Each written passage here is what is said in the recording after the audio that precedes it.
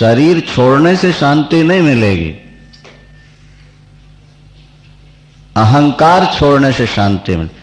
कई देवियां दुखी हुई परिवार के किन्हीं कारणों से, आग लगा के खत्म हो गई, फांसी लगा लिया, गोलियां खा ली। किस लिए? बोले मर के शांति मिलेगी। बाबा मर के भी शांति नहीं मिलेगी, और कुकर सूकर बनकर के कष्ट उठाना पड़ेगा। जब तक तुम्हारा अहंकार नहीं मरेगा तब तक शांति नहीं हो सकती। तो यहां भगवान ये कहते हैं कि जो व्यक्ति अहंकार से त्याग करता है वो त्यागी नहीं है, बल्कि वो कर्म ही कर रहा है। और जिसने ज्ञान पूर्वक कर्म किया है वो कर्म करता हुआ भी अकर्ता है। ये कर्म में अकर्म और अकर्म में कर्म वाली। अब आगे के श्लोक देखो। यस्य सर्वे समारंभाः काम संकल्प वर्जिता ज्ञानाग्नि दग्ध कर्माणम तमाहु पंडितम बुधा। विद्वान लोग उसको पंडित कहते हैं। क्या? जिसके अंदर ज्ञान की अग्नि प्रज्वलित हो चुकी है। ज्ञान की अग्नि में सारे कर्म ऐसे जल के राख हो जाते हैं जैसे प्रज्वलित अग्नि में काष्ठ लकड़ी जल करके राख हो जाती है। ज्ञानाग्नि दग्ध कर्माणो। ज्ञान की आग में कर्म क्या हुए? लकड़ियों की तरह जल गए, दग्ध हो गए। यस्य सर्वे समारंभा। वो काम करता है लेकिन संकल्प लेके नहीं करता। क्या? कोई इच्छा लेके कर्म नहीं करता। अच्छा भाई, सूर्य तप रहे हैं, क्या संकल्प है उनके तपने का? कुछ नहीं, उनका स्वभाव है, वो तप रहे हैं। चांद शीतल है, शीतलता दे रहा है, क्या संकल्प? वायु चल रही है, चल रही है, उसके अंदर कोई संकल्प नहीं है ना, कोई कामना नहीं है, अपने स्वभाव से बह रहे। नदी की धारा बह रही है, बह रही है, उसमें कोई संकल्प है? आप जाओ, नहाओ, जल पियो, स्नान करो, आप भी कर्म करो, उसके अंदर ना तो कोई कामना हो ना कोई संकल्प हो, सहज भाव से कर्म करते चलो। त्यक्त्वा कर्म फला संगम। कर्म फल और कर्म की आसक्ति। कुछ लोग कर्म करते करते कर्म करने के आदती बन जाते हैं। कर्म करो, करते रहो, जब तक हो रहा है हो रहा है, और जब नहीं होना तो फिर उसमें हाय हाय हम निठल्ले बैठे हैं, ऐसा भाव नहीं आना चाहिए। कर्म में फल की इच्छा ना हो और कर्म में आसक्ति ना हो, यह सन्यासी का लक्षण माना गया। त्यक्त्वा कर्म फला संगम नित्य तृप्त। नित्य तृप्त। देखो, अज्ञानी विषयों की ओर देखता है और विषयों को पाकर के तृप्ति का अनुभव करता है, लेकिन जो आत्मनिष्ठ होते हैं ना, ईश्वरनिष्ठ, वो विषयों से नहीं, अपने आप में, अपने ईश्वर के चिंतन में तृप्त रहते। तृप्ति का अनुभव करना चाहिए हमें। तृप्ति हमारे अंदर है, हम उसका अनुभव नहीं कर पाते। जिस दिन आपको कुछ नहीं चाहिए होगा उस दिन आपको अंदर ही तृप्ति का अनुभव होने लगेगा। अंदर घूंघट के पट खोलरी तो है पिया मिलेंगे, संतों ने गाया। हम बाहर देखते रहते हैं, हम बाहर के विषयों की हमेशा इच्छा रखते हैं, इसलिए अंदर जो सहज तृप्ति है उसका अनुभव नहीं होता है। एक बार जब हम अपने मन को बाहर से हटा लेते हैं तो कुछ समय के बाद अंदर की तृप्ति का अनुभव होने लगता है। आप कथा सुन रहे हैं, यहां कोई संसार का विषय तो नहीं मिल रहा आपको, लेकिन अंदर शांति है कि नहीं है? आनंद आ रहा है कि नहीं आ रहा? आप कहते हैं आ रहा है महाराज, तो विषय तो नहीं आ रहे आपके पास, फिर आनंद कैसे आ रहा है? बोले बस यही तो है कि जिस घड़ी विषयों से मन हटेगा वही घड़ी आपको आनंद प्राप्त हो जाएगा। आपको विषय मिलते नहीं तो आप परेशान हो जाते हो, इसलिए आपका आनंद छुप जाता है। विषय न मिलने पर भी आपके जीवन में तृप्ति हो कि हम तो आनंद स्वरूप ही हैं, हम तो परमात्मा के स्वरूप ही हैं, ईश्वर अंश जीव अविनाशी चेतन अमल सहज, हम तो सहज सुख राशि हैं, हम तो सदा आनंद रूप हैं। ऐसा अनुभव करना होगा अपने को। हाय हाय हमारा तो बेटा चला गया, तो बहू को ये हो गया, तो दामाद को ये हो गया, तो आप अपना आनंद उनके अंदर रखते हैं। तो जो आनंद दूसरे के घर में रहेगा नहीं, वो सदा आपको मिल सकता है क्या? ये बताओ। आप अपने घर में और आपका आनंद दूसरे के घर में, और आप सदा आनंदित होना चाहते हो, दूसरे के घर में रहने वाला आनंद तुम्हें सदा आनंदित कैसे कर सकेगा? अगर तुम सदा आनंदित रहना चाहते हो तो अपने आनंद को अपने अंदर रखो। नहीं आ रही बात समझ में? भाई रसगुल्ला मिलेगा तो आनंद आएगा, तो आनंद कहां है? रसगुल्ले के पास। अब वो मिलेगा तब आनंद मिलेगा ना, और नहीं मिला तो हम रोते रहेंगे। आनंद पति के पास है तो पति अनुकूल रहेगा, समर्थ रहेगा, शक्तिशाली रहेगा तो आनंद मिलेगा, नहीं तो हम बिना आनंद के रोते रहेंगे। पत्नी में आनंद है तो पत्नी अनुकूल रहेगी तो आनंद है, बेटे में आनंद है, बेटा अनुकूल होगा तो हमारा आनंद दूसरे के पास हुआ ना। नहीं समझ में आ रही। भगवान कहते हैं कि तुम्हारा आनंद तुम्हारे अंदर है, तुम्हारे पास में है, तुम अपने आनंद का अनुभव करो, दूसरों से आनंद का अनुभव करना छोड़ दो। नित्य तृप्त निराश्रय। अरे भूख लगती है तो बोले भूख लगना प्राणों का धर्म है। जिसने भूख बनाया, प्राण बनाए, वो रोटी बनाए, वो कहीं ना कहीं से ला के दे देगा। नहीं समझ में आ रहा। जिसने पेट बनाया है उसी ने रोटी की व्यवस्था करनी है, जिसने तन बनाया उसने ढाकने की व्यवस्था करनी है। एक बार विश्वास तो लो। स्वामी अखंडानंद जी महाराज सुना रहे थे एक बार कि हम दो महात्मा निकल पड़े, खाली लंगोटी, कौपीन और चद्दर लपेट के, कि देखें जिसने पेट बनाया वो रोटी देता है कि नहीं। किसी से मांगना नहीं है और पास में कुछ रखना नहीं। और बोले हम लोग चलते गए हिमालय की ओर, चलते गए। रात को 9 बज गया, 10 बजा और भयानक भूख लगे आई और अंधकार था। एक स्टेशन दिखाई पड़ा, रेलवे लाइन के किनारे किनारे जा रहे थे, तो बोले वहीं रुक गए। अब भूख थी जोर की। देखा 2 लड़के बड़े सुंदर सफेद वस्त्र पहने हुए आए और उन्होंने कहा स्वामी जी आप लोग भूखे हैं, ये हम मावा लेके आए हैं, आप यही खा लो। मावा? और बोले हमने खाया। बोले वैसा मावा तो फिर कभी मिला ही नहीं जिंदगी में। आप लोग कौन हो? बोले हम स्टेशन मास्टर के लड़के हैं।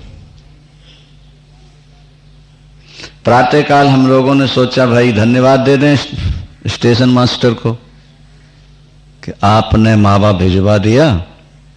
भूख जोर से थी, तृप्ति हुई। पता किया भाई स्टेशन मास्टर कहाँ रह रहे हैं? बोले अभी तो स्टेशन बन रही है महाराज, स्टेशन मास्टर कहाँ आया यहां पर? अभी तो स्टेशन बनी रही है, अभी तो ट्रेन भी आना प्रारंभ नहीं हुई, तो स्टेशन मास्टर यहाँ कहाँ हो? बोले हम लोगों के रोंगटे खड़े हो गए। तब ध्यान आया कि जिसने पेट बनाया वही भरने के लिए भी आ गया था। बोलो वृंदावन। वो परमात्मा तुम्हारा सब कुछ करेगा। तुम एक बार शरीर को प्रारब्ध के ऊपर छोड़ दो, अपने आप में मस्त हो जाओ। सन्यासी क्या करता है? यही तो करता है। कहते हैं सन्यासी को ईश्वर पर सबसे ज्यादा विश्वास होता है। वास्तविक सन्यासी, वास्तविक भक्त को, क्योंकि वो ईश्वर के नाम पर सब कुछ छोड़ करके खाली कॉपिन पहन के निकल पड़ता है। नहीं समझ में आएगा। हम लोग तो इतना कुछ कमा के पाके भी सोचते रहते हैं कल क्या होगा, साल बाद क्या होगा, थोड़ा और कमा लें, थोड़ा और कमा लें। उनको विश्वास होता है। ये कहा जा रहा है त्यक्त्वा कर्म फला संगम नित्य तृप्त और निराश्रय, कोई आश्रय नहीं। कर्मणि अभिप्रवृत्तोपि, वो कर्मों में प्रवृत्त रहता हुआ भी नैव किंचित करोति सा, वो कोई कर्म नहीं कर। जो अपने आप में मस्त है वो कर्म करता हुआ भी नहीं करता। एक संत गुजरात में हमको मिले, बड़े अच्छे फक्कड़ संत थे, 15-20 वर्ष पुरानी बात है ये। उन्होंने 12-15 लाख रुपए का एक आश्रम बनवाया था। कुछ लोगों ने कहा कि बाबा जी पहले नग्न रहते थे और अब देखो आश्रम बनवा लिया। फंस गए प्रपंच। वो हरे रामा हरे कृष्णा वाले पहुंचे, उन्होंने आश्रम दिया और फिर चल पड़े। लोगों ने कहा स्वामी जी इतना बड़ा आश्रम छोड़ के आप जा रहे हो? बोले आश्रम हमारा हो तभी तो छोड़ने में कठिनाई हो। क्या समझे? ये तो प्रारब्ध में लिखा था आश्रम तो बन गया, और अब प्रारब्ध ऐसा आ गया तो छोड़ के चल पड़े। अपने को क्या लेना देना, अपन तो नित्य तृप्त निराश्रय हैं, अपन तो अपने में मस्त हैं। एक सन्यासी फर्स्ट क्लास में यात्रा कर रहा था, 2 चेले भी थे, सामान भी था। एक सेठ जी भी उसी में आके बैठ गए, उनके पास भी मुनीम थे, पेटियां उनके साथ भी उनके साथ। तो सेठ जी जरा नास्तिक टाइप के थे, उन्होंने कहा स्वामी जी हम में और आप में अंतर क्या है? क्या हम फर्स्ट क्लास में यात्रा करते हैं, आप भी करते हो। हमारे पास पेटियां हैं, आपके पास भी हैं। हमारे पास मुनीम हैं, आपके पास चेले हैं। हमारे पास कोठी है, आपके पास आश्रम है। अंतर क्या है? इतने में गाड़ी स्टेशन पर पहुंच गई। आओ सेठ जी जरा चाय पी लें फिर चलते हैं आगे। नीचे उतरे, चाय ली, बातों में लगा लिया संत ने। इतने में गार्ड ने विसिल दे दी, हरी झंडी। स्वामी जी चलिए गाड़ी चले। अरे उन्होंने कहा प्रश्न का उत्तर ले ले भाई, फिर चलेंगे, गाड़ी है जाने दे। बोले स्वामी जी मर जाऊंगा। बोले सेठ जी हम में तुम में बस इतना ही अंतर है, बाकी सब एक है। क्या हमारा भी तो रखा है ना, कि हमारा कुछ नहीं, सब चला जाए, अपने तो मस्त हैं। सच्चिदानंद। किसे नाल राग नहीं और किसे नाल द्वेष नहीं, आत्मा आनंद मेरी कोई भी कलेश नहीं। किसे नाल राग नहीं तो किसे नाल द्वेष नहीं, आत्मा आनंद मेरी कोई भी कलेश नहीं। हम अपने में हैं तो मस्त हैं, सुखी हैं। जब हम कुछ चाहते हैं तभी दुखी, तभी बंधन है। भगवान कृपा करें कभी हमें ऐसा जीवन मिले कि जहां हम अपने आप में मस्त हो जाए।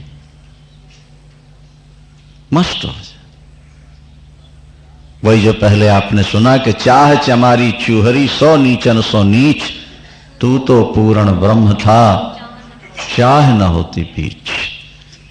हमारी इच्छाओं ने हमको दबा दिया ना, दुखी बना दिया।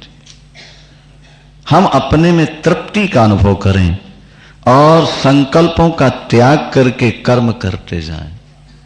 कर रहे हैं कर्म, हो रहा है, ठीक है, उसके साथ आसक्ति नहीं जोड़ना। और ये केवल अज्ञान के कारण ऐसा होता है। देखो माताओं सज्जनों, ध्यान से सुनो बात को। बेटी को भी 9 महीने गर्भ में रखना होता है और बेटे को भी। प्रसव की पीड़ा में जितनी बेटे के लिए होती है उतना ही बेटी के लिए होती है। पालने में जितना कष्ट उसको होता है उतना ही कष्ट इसको होता है। बेटी ब्याह दी, घर चली गई अपने ससुराल, माँ बाप की सेवा नहीं करती, कोई शिकायत भी नहीं है, हाय हमारी सेवा क्यों नहीं करती। और बेटा अगर सेवा न करे, बहू सेवा न करे तो सिर पीटना शुरू कर दिया, देखो साडा मुंडा साडी गल नहीं मंदा।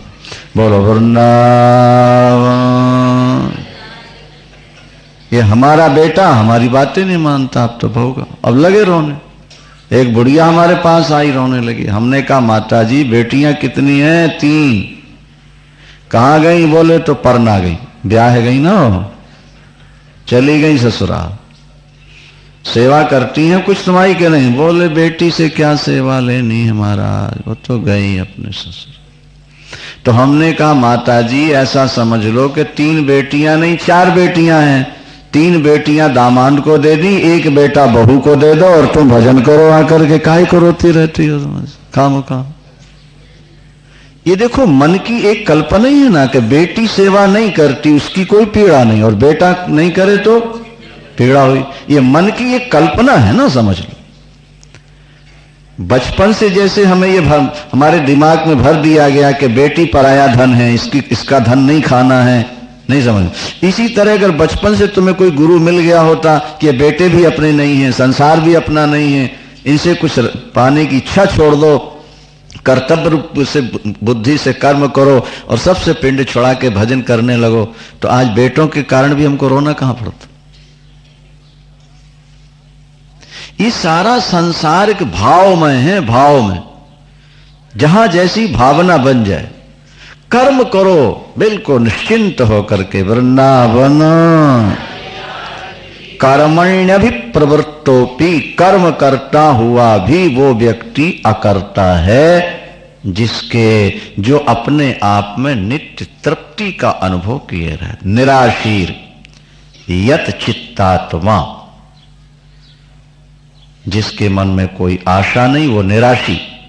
यत चित्तात्मा वशीकृतात्मा, जिसने अपने मन को वश में कर रखा। त्यक्त सर्व परिग्रह, सारा संग्रह परिग्रह जिसने छोड़ दिया। शारीरम केवलम कर्म, केवल शरीर के लिए कर्म करता हुआ व्यक्ति कभी भी पाप का भागीदार नहीं बन सकता, कभी भी पाप का भागीदार। यदरच्छालाभ संतुष्टः, यदरच्छा कहते हैं प्रारब्ध वशात, ईश्वर इच्छा के आधार पर जो लाभ हो उसी में संतुष्ट रहो। द्वंद्वों से ऊपर उठ जाओ। हानि लाभ दुख सुख जीवन मरण मान अपमान, ये द्वंद्व कहलाते हैं। इनसे जो ऊपर उठता है, विमत्सरः, किसी के साथ ईर्ष्या मत करो। सिद्धि असिद्धि में सम बन करके रहो। कृत्वापि न निबद्धते, फिर तुम कर्म करोगे तब भी तुम्हें बंधन नहीं होगा। गत संगस्य मुक्तस्य, जो आसक्ति से रहित है, जीवन मुक्त है, ज्ञान में ही जो स्थित रहता है। यज्ञाया चरता कर्मो, वो यज्ञ के लिए कर्म करता हुआ समग्र कर्मों का फल भी ईश्वर को दे देता है। उसके समस्त कर्म ईश्वर रूप ही हुआ करते हैं। ये श्लोक पर ध्यान देना है। 24वां श्लोक। अज्ञानी व्यक्ति अपने को अलग मानता है, हाथ में सुरुआ लेता है उसको अलग मानता है अपने से, उसमें जो घी उठाया है उसको अलग मानता है, अग्नि को उससे अलग मानता है और देवता को अग्नि से अलग मानता है, उसका फल भी अलग होता है। लेकिन ज्ञानी की दृष्टि क्या है? हमने आपसे कहा ना कि सृष्टि नहीं बदलती, केवल सूर्य नारायण सृष्टि नहीं करते, वो केवल दृष्टि देते हैं। अभी नहीं आई बात समझ में। यथा ही भानो हृदय निर्चक्षुषाम तमो विहन्यात् न तु सत विधत्ते। रात्रि में दिल्ली की लाइट गोल हो गई, पूरे शहर कुछ दिखता है?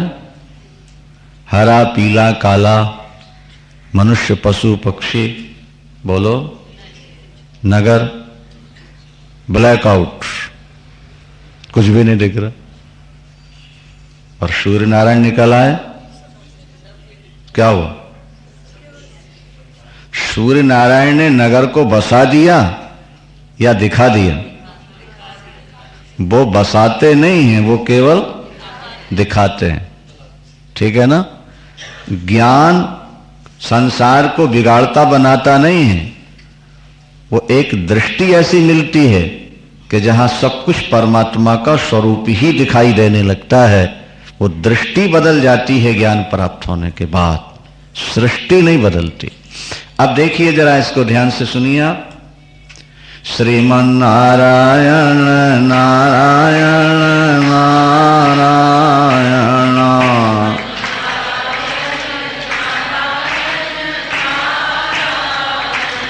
लक्ष्मी नारायण नारायण नारायण,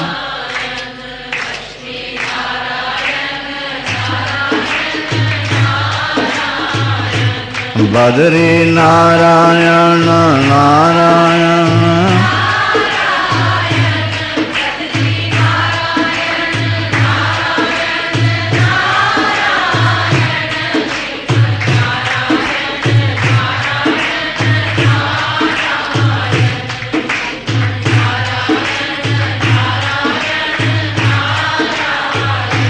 सद्गुरु नारायण,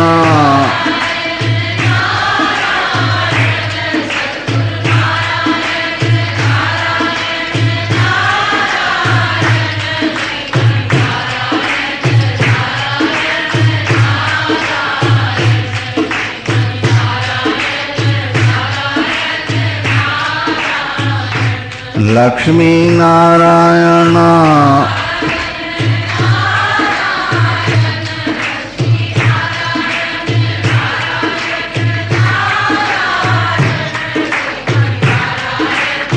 बोलो,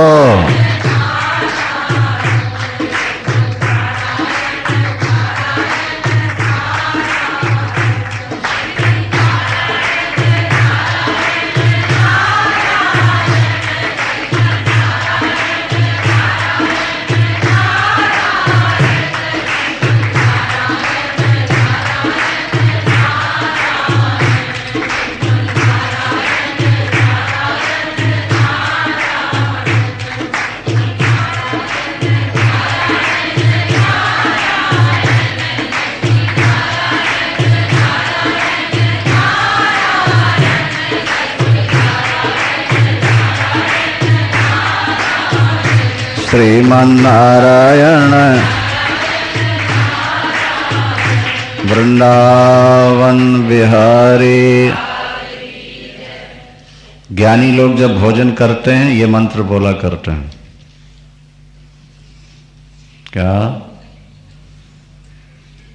भोजन करते ये मंत्र बोलते हैं, ब्रह्मार्पणम ब्रह्म हविर ब्रह्माग्नौ ब्रह्मणाहुतं ब्रह्मैव तेन गंतव्यम ब्रह्म कर्म समाधिना। अभी हमने आपसे कहा ना कि अज्ञानी व्यक्ति एक को अनेक रूप में देखता है, एक के टुकड़े टुकड़े कर देता है, और ज्ञानी अनेक को एक में देखता है। एक के टुकड़े टुकड़े करके देखना अज्ञान का लक्षण है, और अनेकों में एक को देखते रहना ये ज्ञान का लक्षण। समझ में आ रही बात? नहीं आ रही? अज्ञानी हर शरीर में आत्मा को अलग अलग मानेगा, ज्ञानी सभी आत्माओं को एक मानता है। संत लिखते हैं, हमारे गुरुदेव जी भी कहा करते थे कि देखो,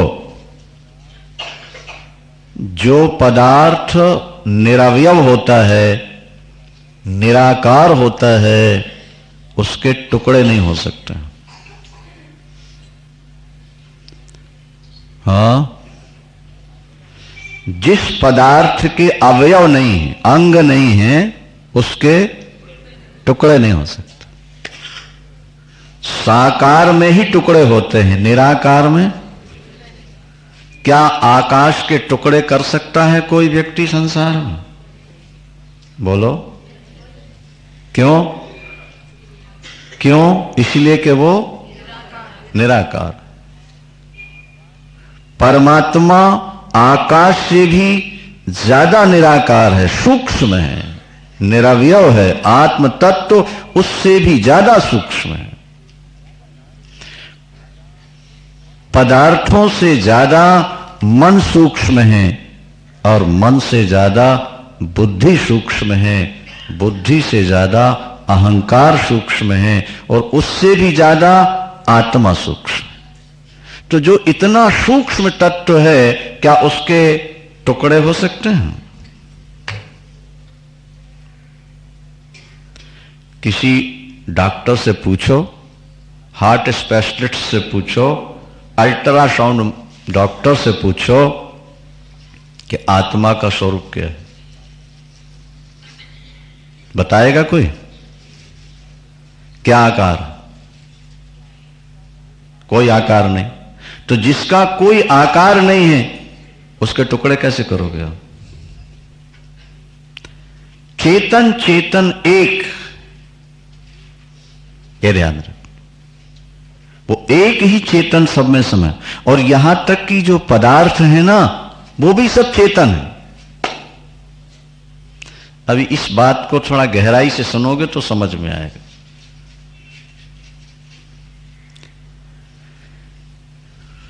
सुनेंगे आप लोग गहराई से। कारण सदा कार्य के साथ रहता है, ये बात को बुद्धि में बिठाल के रखो। कारण के बिना कार्य की सत्ता नहीं होती है, कारण ही कार्य बन के दिखाई देता है।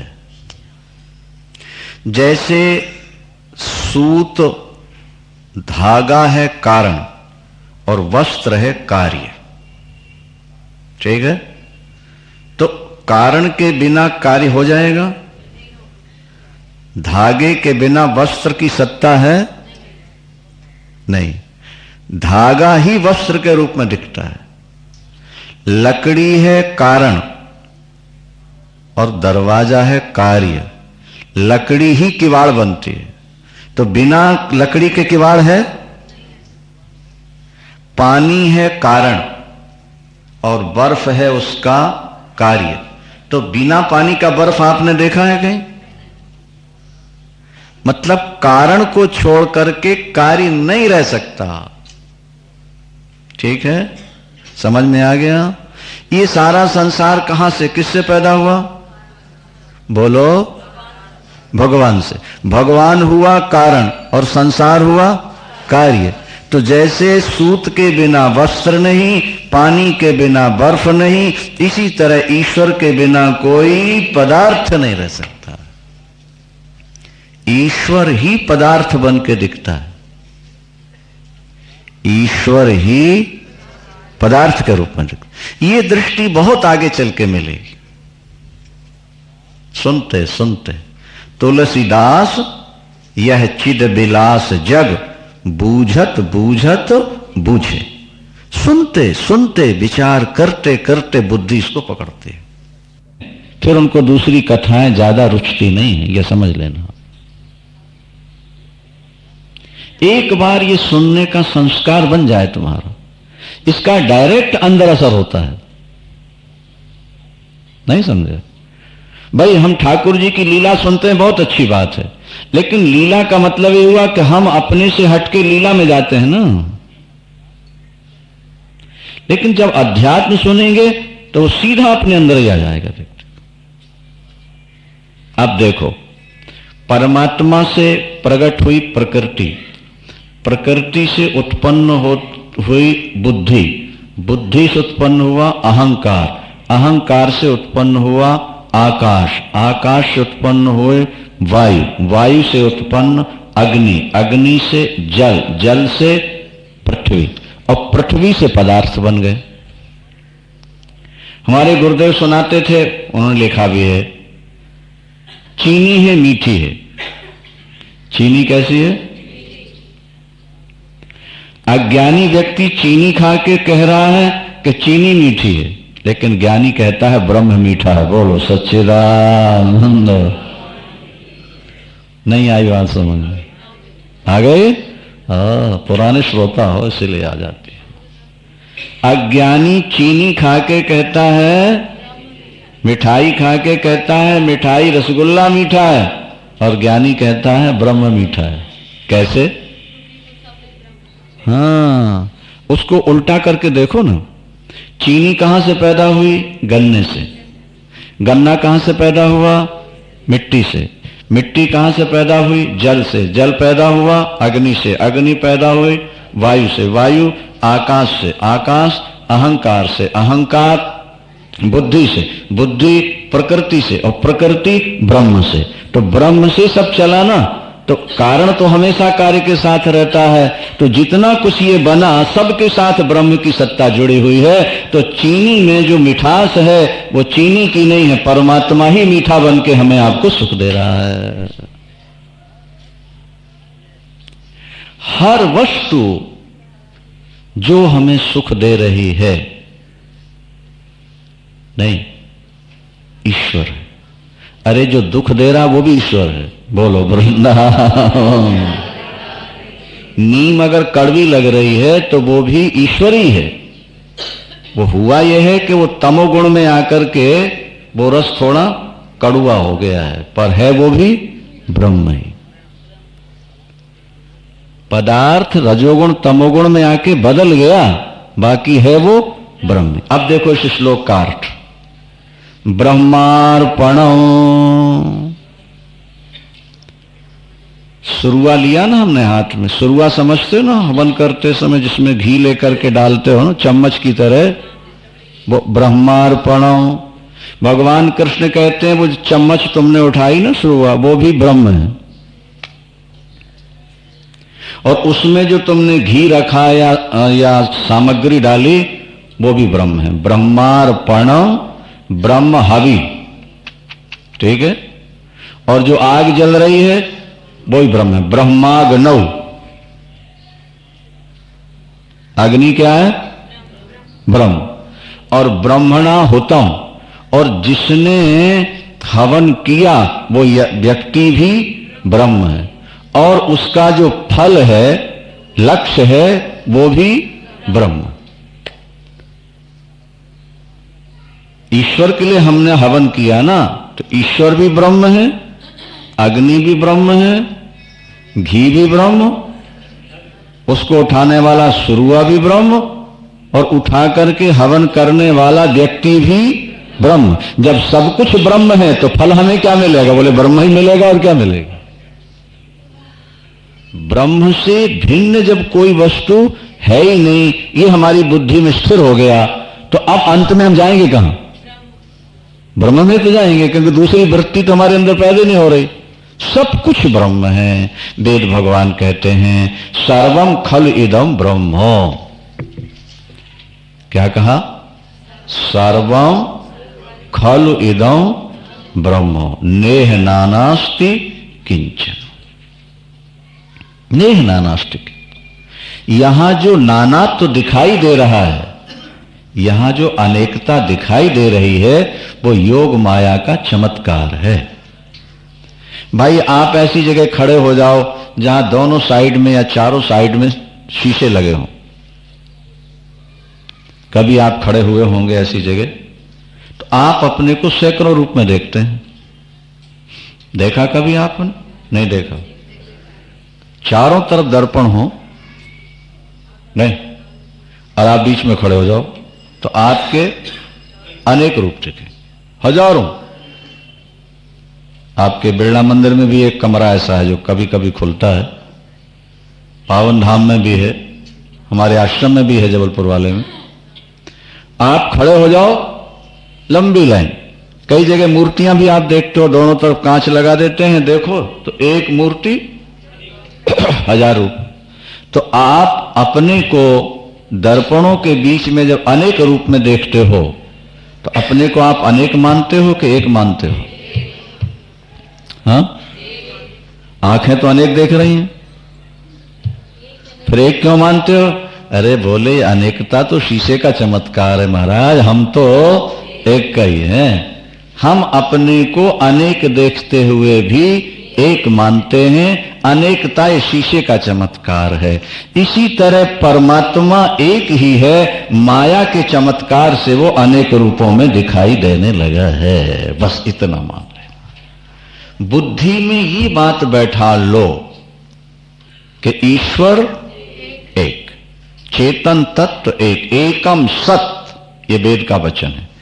एकम सत विप्रा बहुधा वदंती, सत तत्व एक।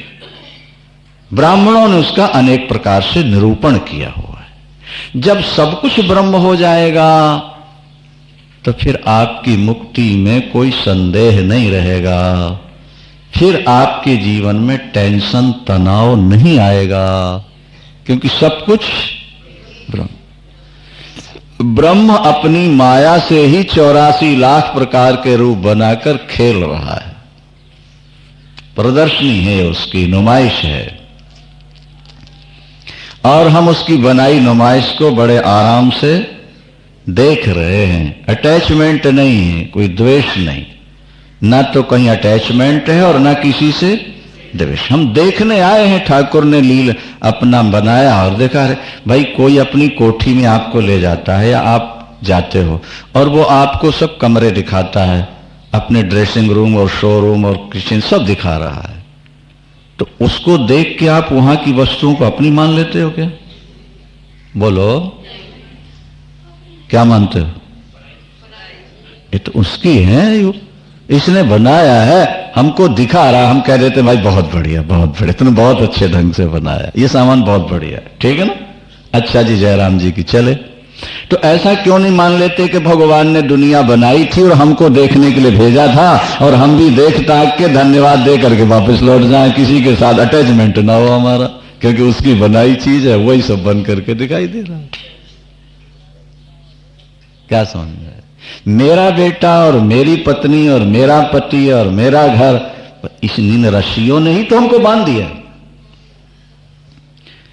जड़ चेतन ही ग्रंथि परी गई, तुलसीदास जी क्या कहते हैं?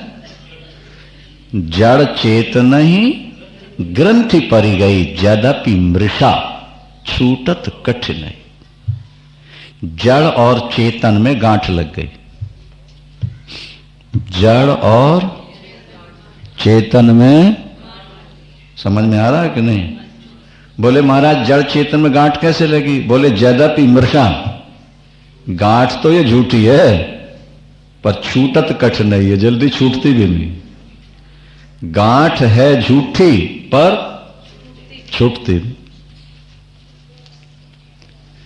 एक व्यक्ति संत के पास पहुंचा, बड़ा दुखी, रोने लगा, घर में बड़ी परेशानियां हैं, चैन नहीं है महाराज। संत ने कहा हमारे पास आ जाओ, छोड़ो माया का। क्या करें स्वामी जी, माया हमको छोड़ती नहीं। स्वामी जी कोई उपाय बताइए, माया हमको छोड़ दे। उन्होंने कहा अच्छा बेटा कल आना तो हम तुमको उपाय बताएंगे कि माया कैसे छूटती है। वो पहुंचा तो स्वामी जी के आश्रम में एक गोल खंभा था, जैसे यहां सामने लगा गोल खंभा। स्वामी जी उसको पकड़ के ऐसे खड़े। वो आया, वहां तक नहीं पहुंच पा रहा, बाहर ही है। स्वामी जी दंडवत, मैं आ गया हूं। उन्होंने कहा बेटे माफ करो, आज तुम्हारे प्रश्नों का उत्तर नहीं दे पाऊंगा। क्यों? बोले खंभा मुझको छोड़ नहीं रहा, जब ये छोड़ देगा तो तुम्हारे प्रश्नों का उत्तर। उन्होंने कहा स्वामी जी इतने बड़े संत होकर आप कैसी बच्चों जैसी बात कर रहे हैं? बच्चों जैसी बात कैसी? आप कहते हो खंभा नहीं छोड़ रहा, खंभा तो जड़ है, आप चेतन हो, आप खंभे को नहीं छोड़ रहे कि खंभा आपको नहीं छोड़ रहा? बोले जैसे तुझे माया नहीं छोड़ रही ऐसे मुझको खंभा नहीं छोड़ रहा। बस सीधी तो बात है। ये तेरे प्रश्न का उत्तर है बेटा। तेरी कोठी तुझे याद करती है या तू कोठी नहीं छोड़ रहा, ये बता। तेरी तिजोरी के नोट तुझे याद करते हैं, तुझसे प्यार करते हैं कि तू उनका प्यार नहीं छोड़ रहा? बेटे तुझे चाहते हैं, ये ध्यान रखना। बेटे कहते भले कुछ ना हो, लेकिन बूढ़ों को बेटे नहीं चाहते। बोलो वृंदावन। जब तक बूढ़ा कमा रहा है तब तक प्यार है, कमाना बंद, प्यार खत्म। फिर तो लगता है, अभी कोई सुना रहा था कि बंबई कलकत्ते में तो बड़ी समस्या है ना, फ्लैट हैं वहां नहीं, और गिने गिनाए कमरे रहते हैं। और जब बूढ़ा काम करने लायक नहीं रह जाता और पूरा कमरा मल के पड़ा हुआ है तो परिवार वाले सोचते हैं बूढ़ा कब मरे और बेटे को ब्याह के बहू घर में लाएं, क्योंकि कमरा तो चाहिए ना। नहीं समझ में? ऊपर से नहीं कहेंगे लेकिन अंदर से। कलकत्ता बंबई में ये हाल है। ये बूढ़ा मरे, कमरा खाली हो तो बेटा ब्याह के ले आए, नहीं तो नया कमरा तो बन नहीं सकता वहां। और बूढ़ा काम करता नहीं। भागवत में लिखा है नाद्रियंते यथा पूर्वम की नाशा इव गोचरम। जब किसान नया बैल खरीद के लाता है,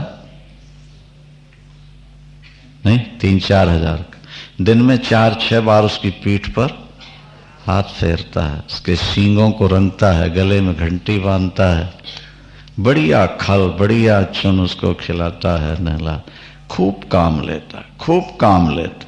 काम करते लेते लेते लेते जब वो बैल बूढ़ा हो गया, हल में चलने लायक, गाड़ी में चलने लायक नहीं रहा, कपिल भगवान कहते हैं किसान दूसरा बैल ले आता है, उसको डंडे मार के बाहर कर देता है। अगर बंधा भी है तो इनको खिला पिला के जो बचता है वो बूढ़े को दे देता है। और यहां भी यही होता है कि जवान घर के सब खा लेते हैं तो बचा बचाया बूढ़े को मिल जाता है। बोलो वृंदावन।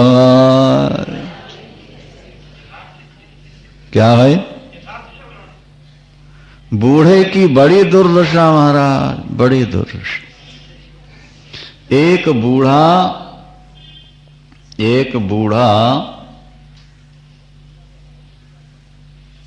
जिसने बहुत रुपया कमाया था, कहीं हमने कथा पढ़ी थी, जब वो बूढ़ा हो गया ना तो बहू कहती है अपने पति से कि या तो इसको तीर्थ में कोई कमरा बनवा दो या ऊपर की मंजिल में कमरा बनवा दो, अगर ये हमारे सामने रहेगा तो हम यहां नहीं रहेंगे। डिस्टर्ब करते हैं ना बूढ़े लोग, कौन आया, कहां आया, क्यों आया। और जवान लोग ये सब पसंद नहीं करते। वो कहते हैं तुमने जवानी में ऐश की है तो हमको भी कर लेने दो। वृंदावन। क्यों बाधा डालते? और बूढ़ों का अनुभव ज्यादा होता है, वो थोड़ा सावधान करते रहते हैं कहीं फिसल न जाए। तो महाराज तीर्थ में भेजूंगा, बड़ी बदनामी होगी, एक ही बेटा हूं मैं, ऊपर बना देता हूं, कमरा ऊपर बनवाते। उन दिनों लाइट नहीं थी, ऊपर खाट डाल दी, एक सुराही पानी रख दिया, सुबह पुत्र काम सेवा करके दुकान चला जाता है, उसके पास एक घंटी टल्ली रख दी ना, जब कोई जरूरत पड़े तो बजा दे, बहू जाके सामान दे आए, नीचे नहीं आ सकता बूढ़ा। एक दिन क्या हुआ महाराज, गर्मी के दिन थे, पोता सीढ़ियां चढ़ के ऊपर चला गया, छोटा सा था ना पोता, उसने खेलने के लिए घंटी उठा ली और पैर लगा सुराही में, सो गिर के फूट, सुराही फूट गई। गर्मी के दिन ऊपर जोर की गर्मी तपस, और घंटी पोता ले गया खेलने के लिए, और बहू सोच रही कि घंटी तो बजी नहीं, और वो पानी पानी करते करते करते बेचारा मर गया। जब बेटा आया उसने पूछा, पिताजी के लिए सब भेज दिया, बोले आज घंटी नहीं बजी। बहू कहती है आज घंटी नहीं बजी, शायद कोई जरूरत नहीं रही होगी। जब पुत्र ने जाके देखा तो बाप मरा पड़ा था, घंटी तो बाहर बच्चा लिए हुए। इस संसार में सब स्वार्थ का ही सौदा है, हमसे कोई प्यार नहीं करता। हमारी कमजोरी है कि हम उनको छोड़ नहीं पाते। माया हमको नहीं पकड़े हुए है, हमने माया को पकड़ रखा है। यहां से बात चली थी ना, हमने माया को नहीं पकड़ा, वो माया ने हमको नहीं पकड़ा, हमने। तोता कैसे पकड़ते हैं मालूम आप? तोता पकड़ने वाले तोते को कैसे पकड़ते हैं? दो लकड़ी सीधी खड़ी कर दी, जमीन में गड़ा दी, एक आड़ी लकड़ी उसमें डाल दी, और उसमें एक नली डाल देते हैं, पाइप, लकड़ी का पाइप, लो जो घूमता है। तोते का स्वभाव ऊपर बैठ के नीचे से दाना उठाना। जब वो ऊपर बैठ के नीचे चोंच करता है ना, तो वो नली पाइप घूम जाता है, अब वो फड़फड़ाता है, हाथ छोड़ता नहीं, पंखे फड़फड़ाता है, और सोचता है कि पाइप ने मुझको पकड़ लिया। स्वयं ने पाइप को पकड़ रखा है और सोचता क्या है, पाइप ने मुझको पकड़, फड़फड़ाएगा इतने में आके पकड़ ले। तो बंदर पकड़ने की सरल प्रक्रिया क्या है?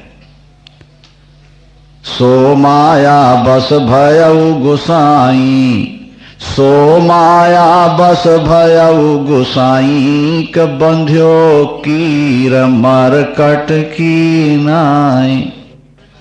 मरकट, मरकट कहते हैं बंदर को। बंदर पकड़ने की प्रक्रिया क्या है मालूम है? सुनो, एक घड़ा सुराही की तरह कुम्हार से बनवाया गया है, जिसका मुंह छोटा है, इतना छोटा है कि हाथ जा सकता है, हाथ बंदर का जा सके इतने माइप का मुंह उसका रहता है। उसमें डाल देते हैं चने, किसमें? घड़े, और आधा उसको जमीन में गड़ा दिया है घड़े को। जैसे बंदर पहुंचता है, क्या किया उसने? हाथ डाला, हाथ गया, और चने उसने मुट्ठी में, अब मुट्ठी मोटी हो गई। वो तो एकदम माप का बनता है ना, हाथ जा सके खाली, चने पकड़, अब खींचता है, हाथ नहीं निकलता। वो नादान बंदर सोचता है घड़े ने मुझको पकड़ लिया। अब बताओ, घड़े ने बंदर को पकड़ा है कि बंदर ने चनों को पकड़ा है? बंदर चाहता है कि चने छूटे नहीं और हाथ, इसी दुविधा में वो पकड़ा जाता है, और फिर सारी जिंदगी सोटी के इशारे पर नचाया जाता है। शास्त्र कहते हैं जीव भी बस यही करता है, ये सोचता है कि मेरी ममता मरे नहीं और भगवान मुझको मिल जाए। ममता के कारण परिवार रूपी मदारी बांध लेते हैं और सारी जिंदगी इसको अपने इशारे पर नचाते रहा करते हैं। ये जिंदगी भर नाचता, जिंदगी भर नाचत ही निश दिवस मरो, नाचत ही निशि दिवस मरो मरो। एक संत सुना रहे थे, बात जरा खोटी सी है पर है ठीक ही हो, सुनने वालों को थोड़ा शायद बुरा लग जाता। बोलो वृंदावन। वो एक व्यंग है, एक मजाक जैसा है। दो स्त्रियां जा रही हैं, सामने से कोई एक पुरुष आ रहा है। हाँ? उन दोनों ने आपस में पूछा ये कौन है? ये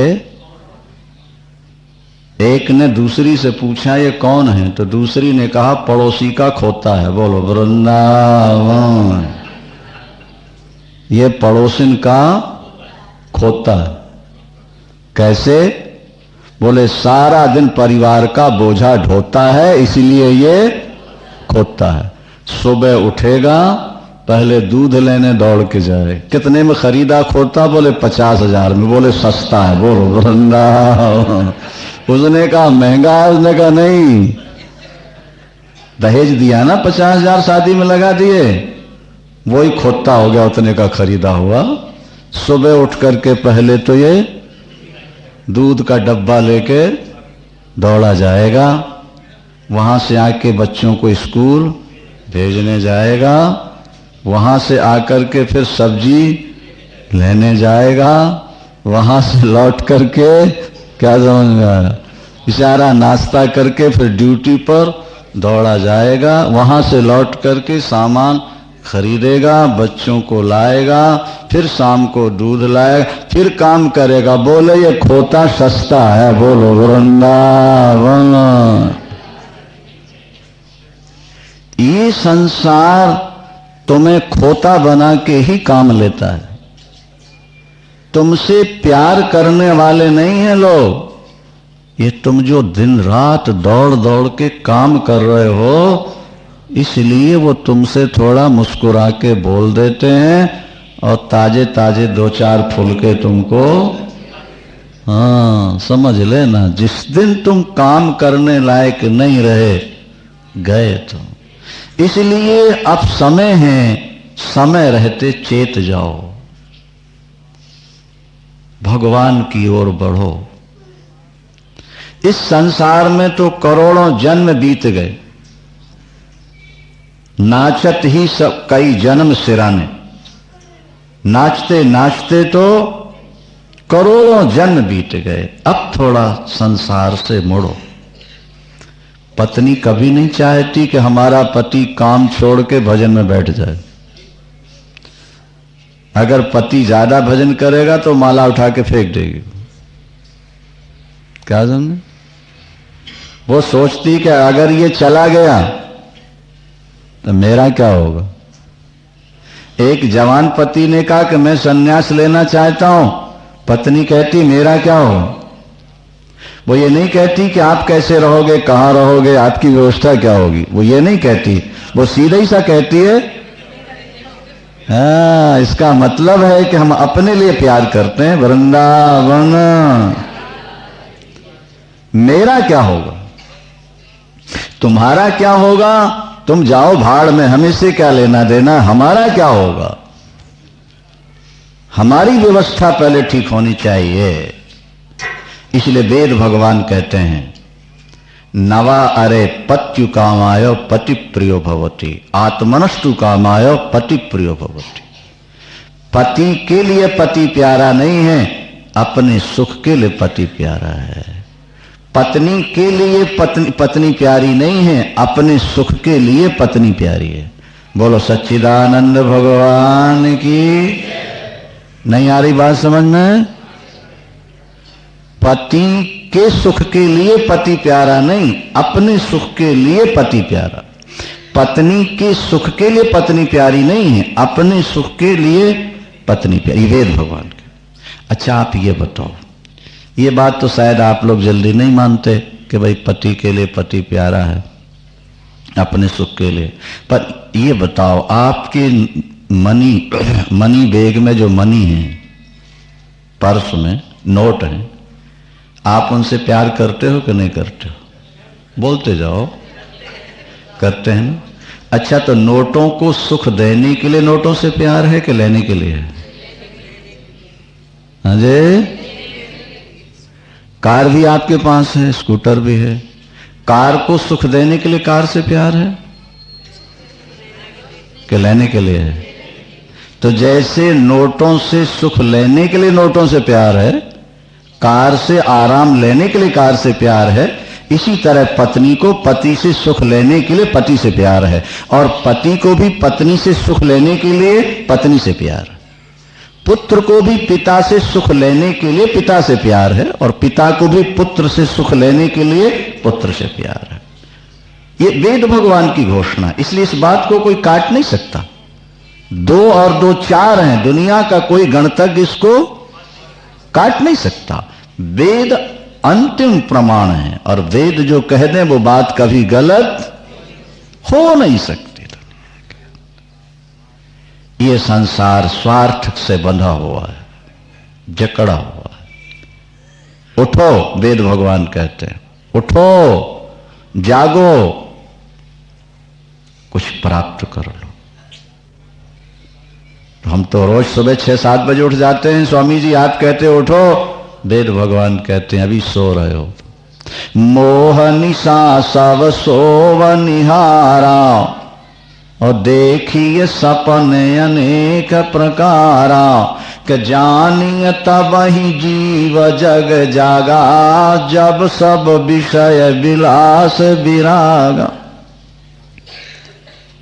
जागना कब समझोगे? जब विषयों से मन हट जाए और सत्संग भजन पूजन में मन लग जाए, तब समझना हमारी आंख खुल गई। तब तक तुम सो रहे हो जब तक तुम्हें परिवार का आकर्षण अपनी ओर खींचे हो। देखो कितना बढ़िया यज्ञ आपने सुना, ब्रह्मार्पणम ब्रह्म हविर ब्रह्माग्नौ ब्रह्मणा हुतम ब्रह्मैव तेन गंतव्यम ब्रह्म कर्म समाधिना। यहां 13 प्रकार के यज्ञ बताए गए हैं। दैव मेवा परे यज्ञम। कुछ योगी लोग देवताओं का पूजन करते हैं, यज्ञ करते हैं, क्या वो दैव यज्ञ कहलाता है। देवताओं के नाम से हवन करना सबसे बढ़िया हवन तो यह है जो पहले बता दिया गया, बाकी फिर भिन्न भिन्न है। ब्रह्माग नाव परे यज्ञम यज्ञे नैवोपजुह्वति। कुछ ब्रह्मवेत्ता लोग ब्रह्माग्नि में हवन करते हैं, माने ब्रह्म ही अग्नि है, उसमें समग्र क्रियाओं का हवन करते रहते हैं। और भी आगे सुनो, श्रोत्रादीनी इंद्रियाण्यग्ने संयमाग्निषु जुह्वति। कुछ योगी ऐसे भी हैं जो संयम रूपी अग्नि में इंद्रियों का हवन करते हैं। नहीं आई बात समझ? संयम रूपी अग्नि में इंद्रियों का हवन करते हैं माने संयम से रहकर इंद्रियों को विषयों से मोड़ करके वो जो मोड़ देना है वो संयम रूपी अग्नि में इंद्रियों का हवन करना, ये भी एक यज्ञ है। संयमाग्निश जुह्वति। शब्दादीन विषयानन्यो इंद्रियाग्निश जुह्वति।